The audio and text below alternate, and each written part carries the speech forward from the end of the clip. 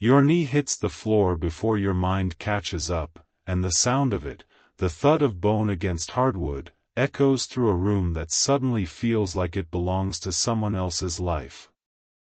Your hand is already under the bed, reaching past the dust, past the forgotten slipper, past the box of old tax returns you stopped caring about years ago, and it closes around something that is not yours. Something that has no business being there. It is warm. It is still warm from their pocket, from a body that has been carrying something you were never meant to carry. The screen lights up when your thumb touches it, and your breath leaves you. You can hear them in the next room, moving around, running water, humming a tune you have not heard them hum in years, and you are kneeling on the floor of your own bedroom holding a second phone, a secret phone, a phone that holds a life you were never invited into. And you swipe. You tap. And there it is. The last text sent. The name on it is not yours. The words underneath it are not words they have said to you in so long that you have forgotten what they sound like. And your heart, your poor tired faithful heart, breaks in a way that no heart should have to break after all these years. I have been waiting for you to find it, my child. Not because I wanted you to hurt. Not because I enjoy watching you kneel on a cold floor with your whole life falling apart in your hands. But because what is hidden cannot be healed. What stays in the dark keeps growing roots in the dark.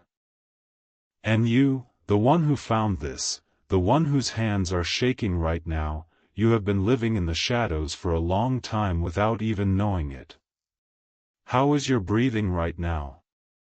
That is what I want to ask you before we go any further. Not the polite answer you give at church. The honest answer. Is the air moving in and out of your chest, or does it feel like you have to remember to breathe? You have been holding your breath for months, I think. Years, maybe. Long before tonight. Long before this phone. You have been walking through your own life like a person tiptoeing past a door that might slam at any moment. And now it has slammed. So let it slam. Let the sound of it echo through every room in your soul and wake up everything that has been sleeping. This is the moment you have been dreading and the moment you have been needing, all at once. And I am here in it with you. I have not moved from your side. I have not looked away. I have been watching you carry a weight that was never meant to be carried alone, and tonight, on this floor, in this room, with this phone in your hand, you are finally ready to put it down. But I am going to ask you to hold it for one more moment first. Not the phone. The grief. I want you to feel it fully, because you have been trying not to feel it for a very long time. You have been trying to be strong. That is what they taught you, wasn't it? That is what your generation learned. You grew up in houses where feelings were things you handled quietly, where you dried your eyes before you came to the dinner table, where you said you were fine when you were falling apart, because that was what everyone did. And you have been doing that for decades. You have been the one who held the family together. You have been the one who made the holidays happen.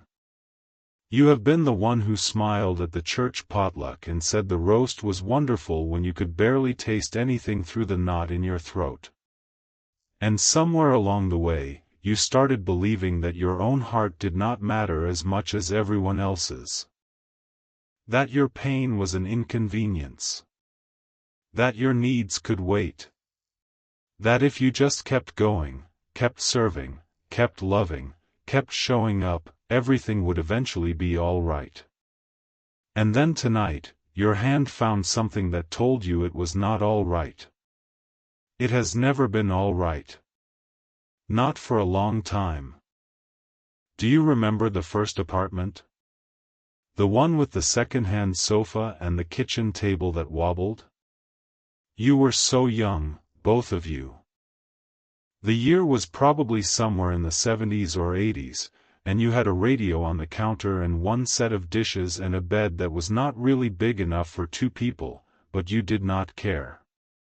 You would lie there at night listening to the sound of their breathing and think, this is it. This is the life I have been waiting for. And there was a particular evening, a slow evening in late summer, when the window was open and the curtains were moving and the smell of cut grass came in from somewhere down the street, and they laughed at something you said, that full laugh, the one that made their whole face change, and you thought, I want to remember this forever. That was real, my child. What you had was real. I am not going to tell you it was not. And what you hold in your hand tonight is real too. Both of those things are real. And they can both be true at the same time. The love you had and the betrayal you found. The years of faithfulness and the moment of discovery. The Sunday mornings and the whispered secrets. All of it is real. You do not have to sort it out right now. You do not have to decide what this means yet. You just have to let yourself feel what you have been trying not to feel. And I am asking you, right now, with no one listening but me, to say it out loud. Just name it. Say the word. Betrayal. Say it. Or say their name. Or say nothing at all and just let the tears come, because I am counting them, and I am holding every single one. You have been so brave for so long. You do not have to be brave with me. Let the ache sit for a moment. Do not rush to fix it. Do not hurry to the next thought. Just sit with me in this, the way you would sit with a friend in a hospital waiting room, not saying anything, just being there. That is what I am doing with you right now. I am not here to lecture you. I am not here to explain the mysterious ways of the universe. I am here to be with you in the worst moment you have had in a long time, and I am not going anywhere. You have been looking for someone to see you. All these years. You have been going to church on Sundays and sitting in the pew and singing the hymns and listening to the sermons, and part of you has been wondering, does anyone actually see me? Does anyone know what I am carrying? And tonight, in the middle of the worst discovery of your life, I want you to know that I have seen you from the very beginning. I saw you on the day you were born. I saw you on your wedding day.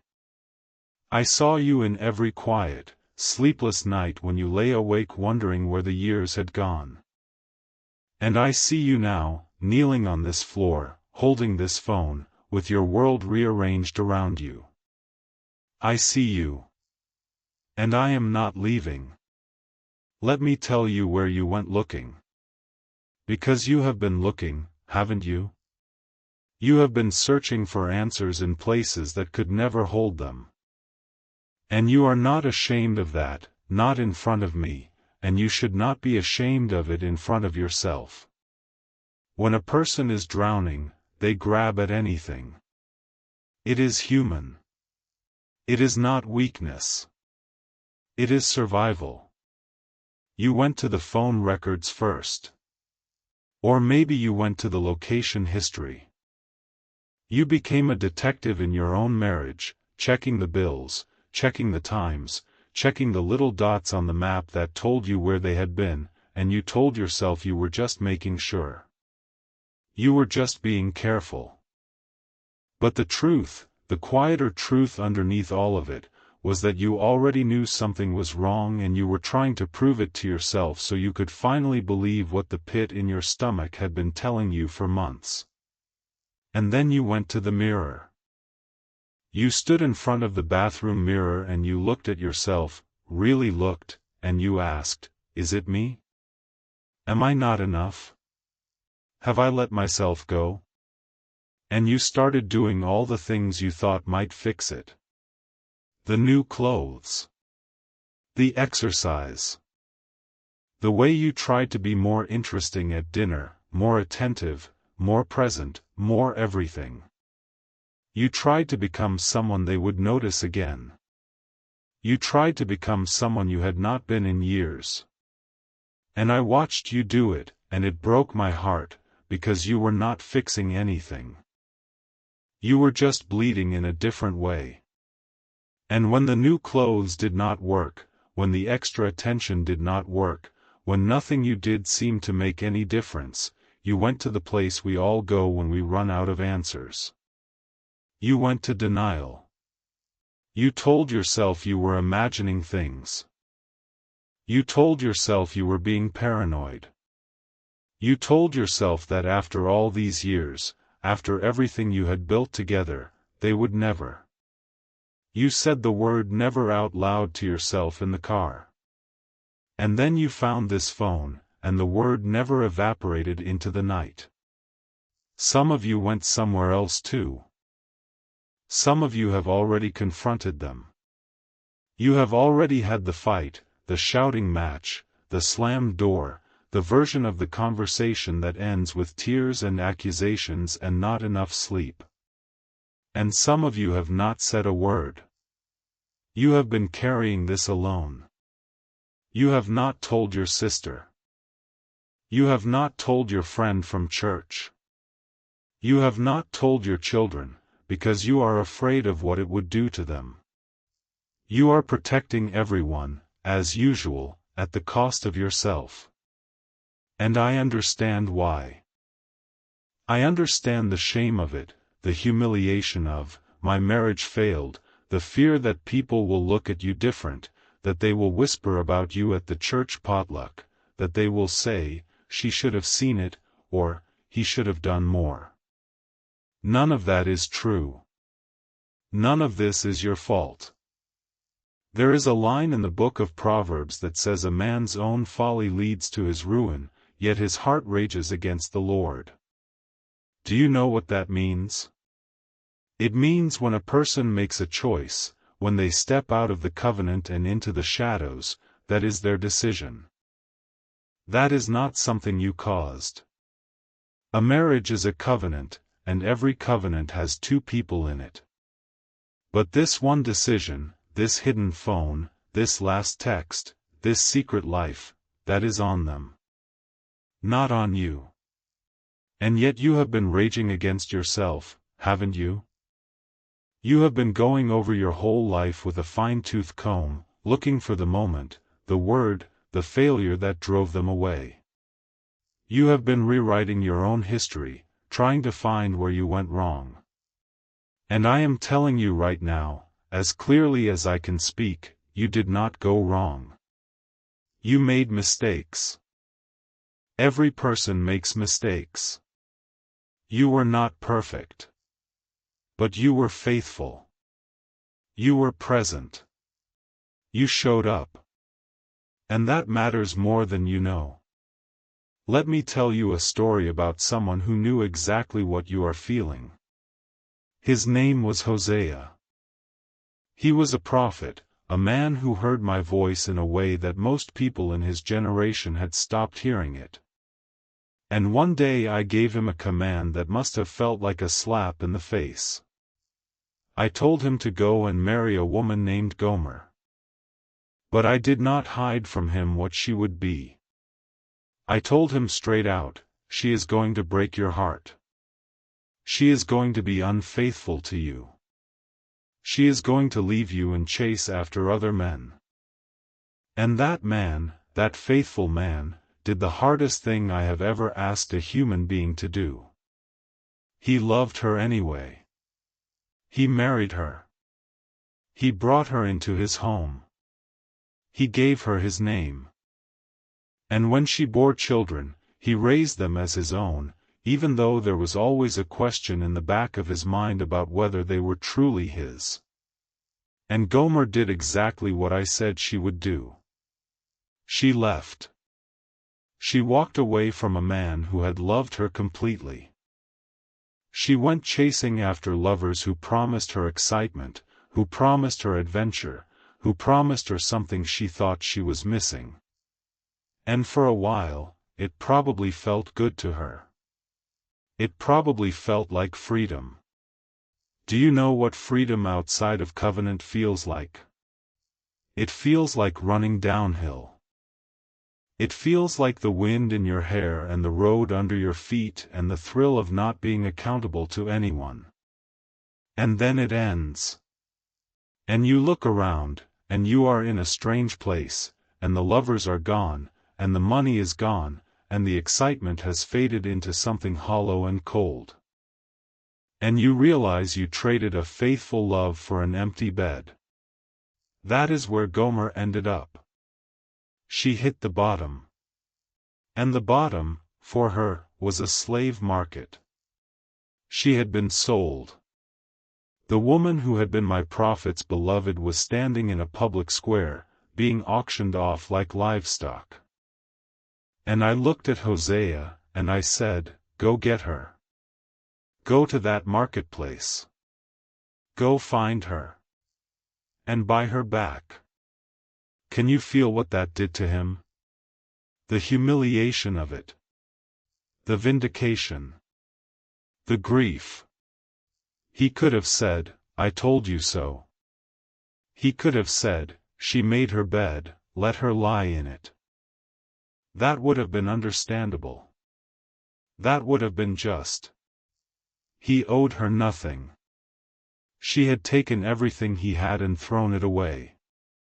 And I asked him to go and pay the price for the woman who had broken his heart. He did it. He went to that marketplace. He walked among the merchants and the onlookers and the people who knew who he was, and he looked at her, this woman who had once lived in his house, and he paid the price to bring her home. He did not lecture her. He did not humiliate her further. He took her hand and he led her home. Now, why did I ask him to do that, my child? Why did I make him suffer through that? Because I wanted him to feel what I feel every single day. I wanted him to know, from the inside, what it is like to love someone who will not stay. My people, the people I chose, the people I delivered out of slavery, the people I fed in the wilderness, the people I gave a land flowing with milk and honey, they turned away from me. They went after other gods. They chased the idols of the nations around them. They built altars to things that could not hear them, could not save them, could not love them back. And I kept loving them. I kept calling them. I kept sending prophets to them, pleading with them, reaching for them. And in Hosea, I showed them what that love looked like in a human heart. And I am showing you, tonight, that I know what you are feeling. Not because I read about it in a book. Not because I observed it from a distance. But because I have felt it. I am the God who was betrayed by the people I loved. I was sold for 30 pieces of silver. I was denied by my closest friend 3 times. I was abandoned by every single one of my disciples when I needed them most. And I have been betrayed by you too. Not to hurt you. Not to shame you. But because it is true, and you need to know that the one speaking to you right now is not a distant figure who cannot comprehend your pain. I am the one who has felt it in ways you cannot imagine. You are sitting there, holding a phone that carries a secret life, and you have every right to be finished. You have every right to walk away. You have every right to say, "I have given everything and I am done." And I want you to know that I am not going to tell you what you have to do. I am not going to manipulate you into staying. I am not going to guilt you into forgiveness. That decision is yours, and it is sacred. It is a sacred decision. I am holding space for it. But before you make it, I want you to understand something. You are not so different from the one who hurt you. I am not saying that to wound you. I am not saying that to equate your pain. What was done to you is not your fault. But I want you to look back over your own life, and I want you to be honest. There have been times when you turned away from me. There have been times when you sought comfort in places that could not give it. There have been times when your heart wandered. Maybe not to another person. Maybe to another God. Money. Security. Approval. Pride. The need to be right. The need to be seen. You have chased those things. And I have watched you chase them, all the while waiting for you to come home, ready to redeem you, ready to restore you, ready to love you even when you were not loving me. I bought you back too, my child. The price was my own blood. I knelt in a garden and sweat drops of blood because I knew what was coming. I let them nail me to a cross. I took the weight of every betrayal, every secret phone, every hidden text, every wandering heart, every broken promise, and I carried it into the grave so that you could be free. So that you could be forgiven. So that you could forgive. And I did not do that because you were worth it. I did it because you are mine. The same love that led Hosea to that marketplace is the love that is standing in front of you right now. It is the love that does not give up. It is the love that keeps pursuing. It is the love that says, I know what you have done, and I want you anyway.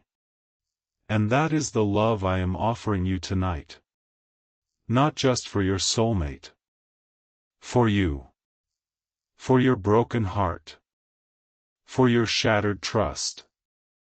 For the part of you that does not know who you are anymore because you built your identity around someone who was hiding from you. Let me ask you something. When did you stop being a person and start being just a role? When did you stop being the one I created, with dreams and gifts and a purpose, and start being only the wife, only the husband, only the parent, only the caregiver?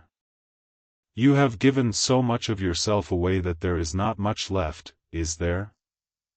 And now this discovery has taken even the last thing you had, the belief that at least your marriage was real. I am going to tell you something that is going to sound strange at first. This phone, this horrible, secret, heartbreaking phone, might be the beginning of your freedom. Think about it. You have been living with a low-grade anxiety for years, maybe without even knowing it. Something was off and you could not name it. You were carrying a suspicion you could not prove and a hope you could not hold on to. And now it is out. Now it is in the light. Now you know what you are dealing with, and that is a terrible grief, but it is also a terrible relief. You are no longer trying to solve a mystery that had no answer. You are no longer wondering if you are crazy. You are no longer looking at the person across the dinner table and asking yourself, who are you really? You know. And what you know is painful. It is devastating. But now there is something you can actually do with it. Now there is a direction. Now there is a path forward. And I am going to walk it with you. I am not going to carry you, because you are stronger than you think. But I am going to walk beside you, and I am going to make sure you do not have to take a single step alone. Come with me to another story, a shorter one. You know the story of Joseph, don't you? The boy with the coat of many colors. He was 17 years old when his own brothers, his own flesh and blood, the people who grew up in the same house and ate at the same table, took him and sold him to slave traders. They sat down to a meal while he was being dragged away into a life of servitude. He spent years in Egypt, serving in the house of a man named Potiphar. Then he was falsely accused and thrown into prison. He was in that prison for years, forgotten by everyone who had promised to remember him. And when he finally stood before his brothers again, years later, he had the power to crush them. He could have had them executed. He could have starved them. Instead, he looked at them and said, "You meant it for evil, but God meant it for good." I want you to hear that sentence. Not the version you have heard 100 times in Sunday school. Not the nice, neat version. The actual version, from a man who had been betrayed by his own family, who had been sold into slavery, who had been falsely accused, who had spent the best years of his life in a prison cell. He did not say it did not hurt. He did not say it was not evil. He did not say he was grateful for the suffering. He said, "You meant it for evil, and God meant it for good." That is not denial. That is sovereignty. That is a man who had learned, in the dark, in the waiting, in the silence, that I was with him even when everyone else had abandoned him. And the good I was working in his life did not erase the evil. It did not make the evil not evil. It overwhelmed it. It redeemed it. It turned it into something that fed nations and saved families and carried a whole people through a famine. I am not telling you that the betrayal you are walking through tonight is good. It is evil. It is sin. It is a betrayal of a covenant. I am telling you that I am not finished. I am working in the middle of this. I am weaving this into a tapestry that you cannot see yet. And the thread that is causing you so much pain right now, the thread that is cutting into your hands, is going to be part of something that will leave you breathless with gratitude. Not because the betrayal was okay. Because I am bigger than the betrayal. I am bigger than the phone. I am bigger than the text. I am bigger than every hidden thing that has ever been done in the dark. Do you believe that? I am not asking if you feel it. I am asking if you will choose to believe it. Because feeling will come and go. Feelings are like the weather, they shift and change. But faith is an anchor, and it holds even when the storm is raging and you cannot see the shore. Now let me tell you something about what has been happening these past few weeks. You came back to these words. You sat down with this message, not knowing why it caught your attention. Something pulled at your chest. Something said stop and listen.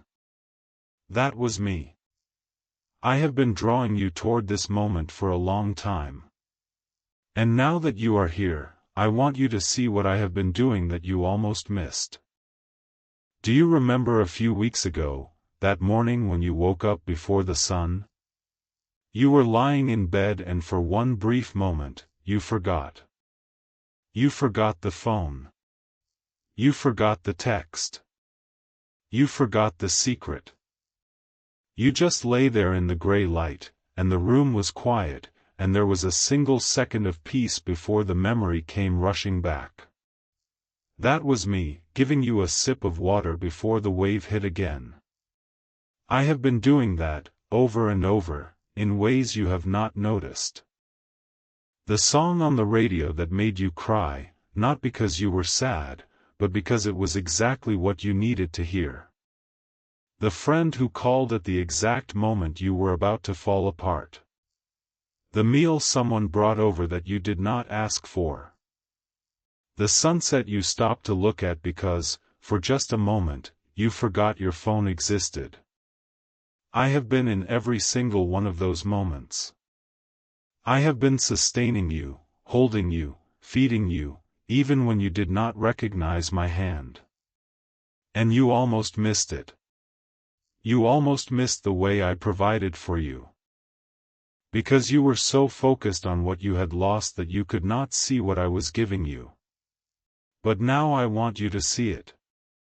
I want you to look back over the last several weeks, over the last several months even, and I want you to look for me.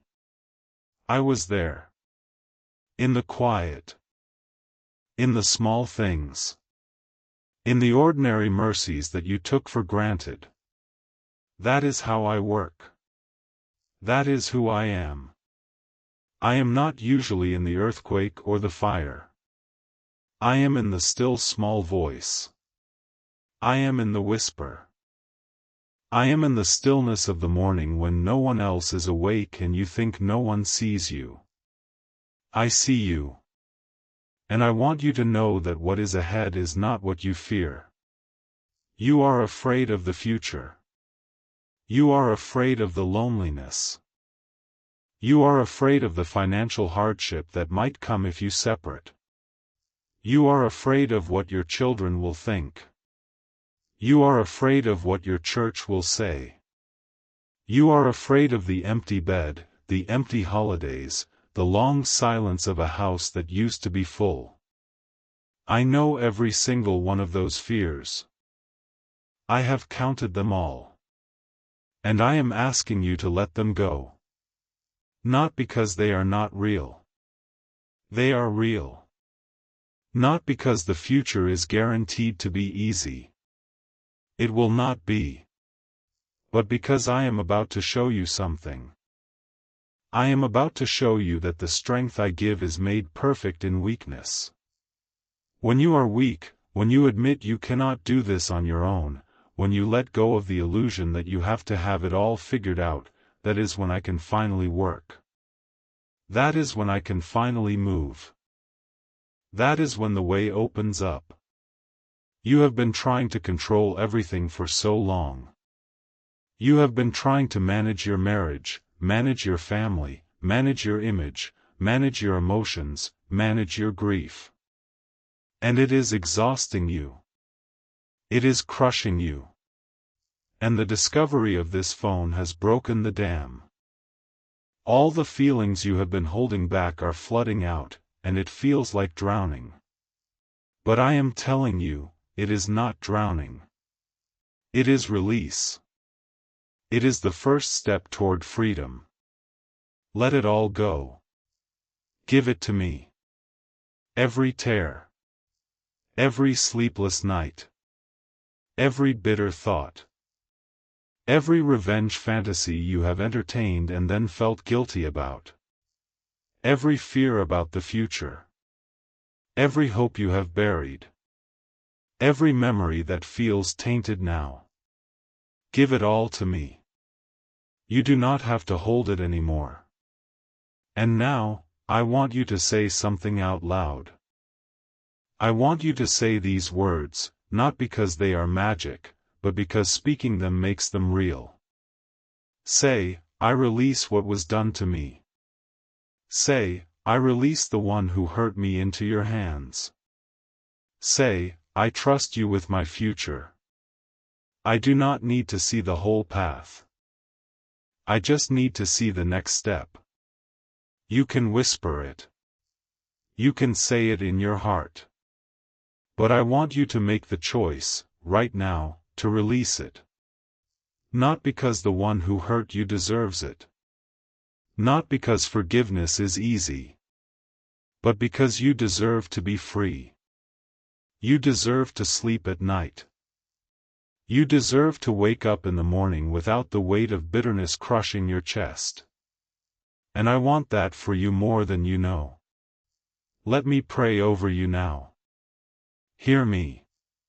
Father, I bring my child before you, the one whose heart is broken, the one who has been carrying this secret pain in silence. You know every detail of what they have discovered. You know the name on the text. You know the words that broke them.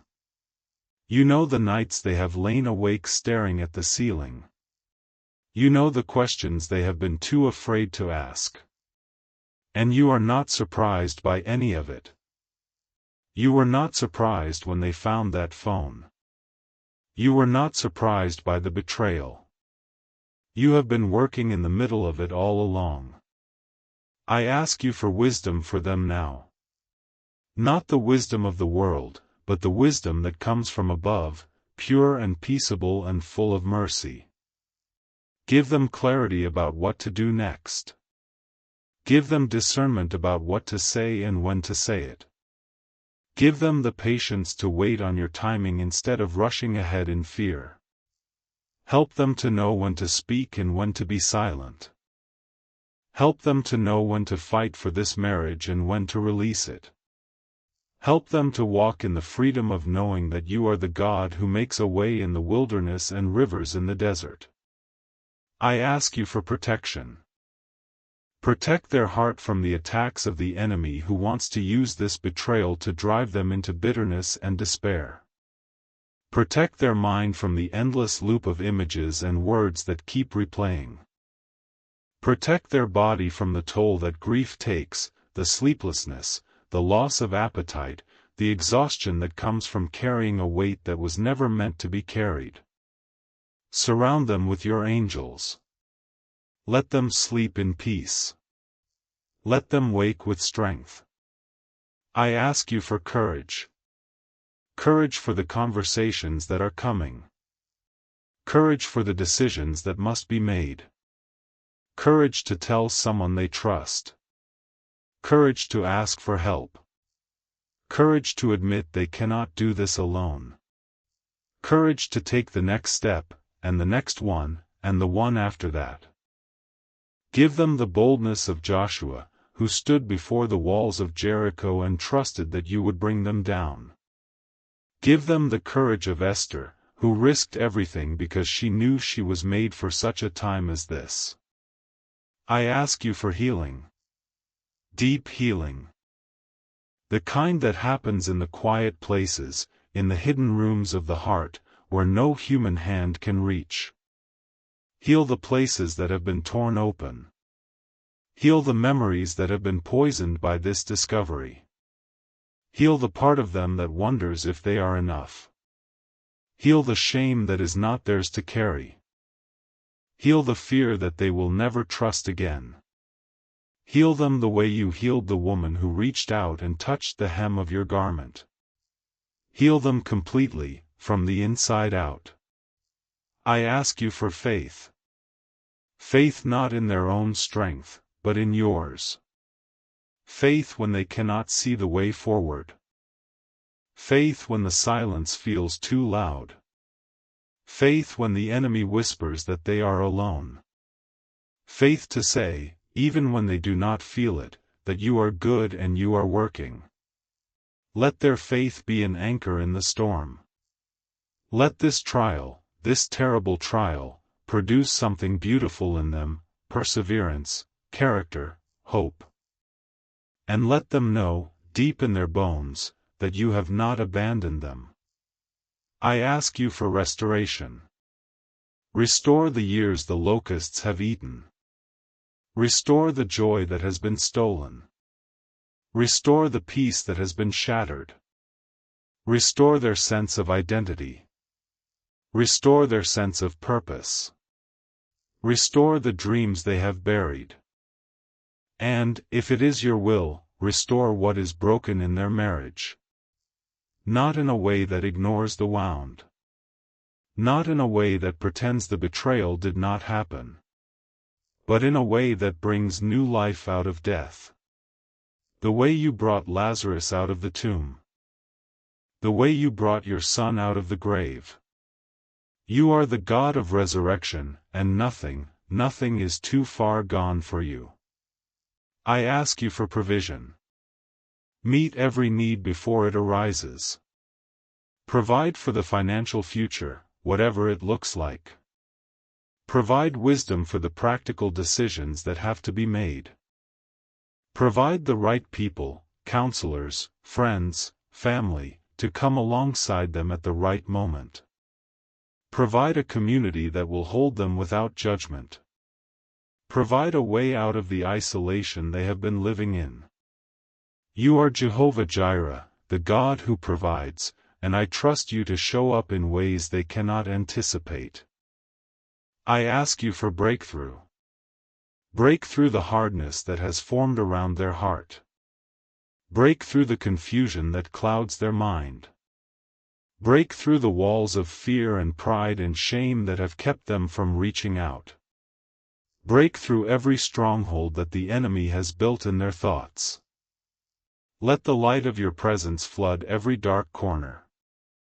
Let them experience a breakthrough that they cannot explain, a sudden knowing that everything is going to be all right, not because the circumstances have changed, but because you have changed them from the inside out.